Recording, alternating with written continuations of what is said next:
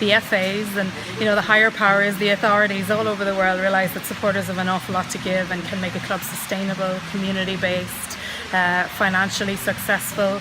I would like to see the owners and directors of football clubs have a duty to look after the value of their club, not as a financial institution, but as an asset to the local community, to its supporters, and to the area that it serves.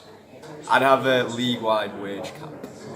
I believe there needs to be a more competitive balance between the finances involved in the game, and I think equality in general, so not just equality in terms of playing budget or TV money, but equality in terms of football's role within society, using football as a vehicle to tackle other forms of discrimination within society. So yeah, more equality. I think basically the scrutiny of the accounts and the way football owners manage the funds that come through from the Premiership and other areas would be very important. Well, modern football, particularly at the higher levels, has become very distant from the fans, and I think supporter representation or dialogue with fans at every club is really important. And we are making strides towards that. The leagues have now told the clubs that they need to have proper structured engagement and dialogue with the supporters several times a year. We need to keep building on that, and we need supporters to become more influential in their game. It would have to be that the FA do something more than the fit and proper person test. It's okay them doing that and finding at that particular moment in time that a person's okay. They need to be constantly checking that these people are actually maintaining a standard which is much higher than what it is now. Good question. I would probably find a way of removing corruption from company boardrooms. It's one thing that's just absolutely football. If I were to be able to change one thing about the game of football, it would be the way it's owned. Because I don't think football clubs are like any other business. It's not like a Tesco. If you don't like Tesco, you can go down to Waitrose or whatever. Your football club is with you for life. It's from your granddad, through your mother, through yourself, through your children. And I don't think, football can be treated like any other business.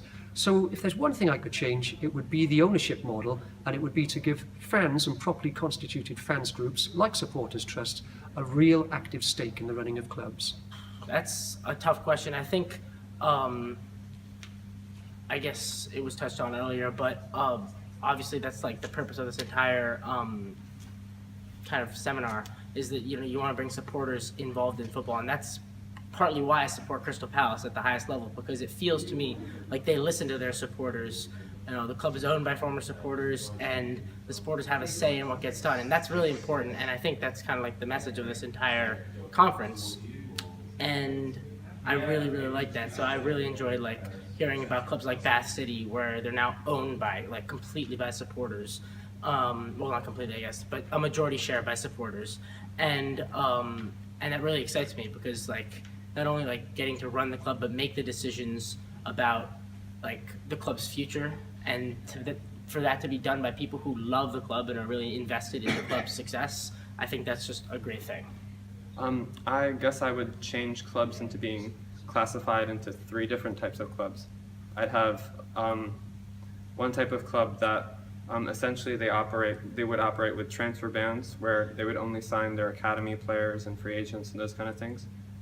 Mainly because I love Southampton and their model, but I wish that maybe it wasn't necessarily every academy player came through, but that teams would lean more on their academies.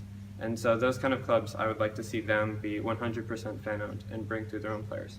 Then I'd like to see a hybrid model where players do what Southampton says is their stated goal, which is 50% players through the academy, 50% everything else. And they would be 51% fan-owned, or maybe through a foundation or something. And then all the other clubs I would label as commercial or whatever, and that would be because Real Madrid or Barcelona or Bayern Munich, you can't really, have them necessarily playing by the same rules as, like Bath City or something. So it'd be nice to have some level of difference between the 3 worked out in a classification kind of thing. Right. In an ideal world, if I could change one thing about football, I would have every club owned by the supporters. And I still hold on to that as an ideal. So that's not going to happen tomorrow. But if you're asking me if I could change one thing in my ideal world, lying back on my pillow with my, stretching my legs out, I would say, I totally believe that football clubs are collective homes of belonging. They are not commercial businesses to exploit that loyalty for profit.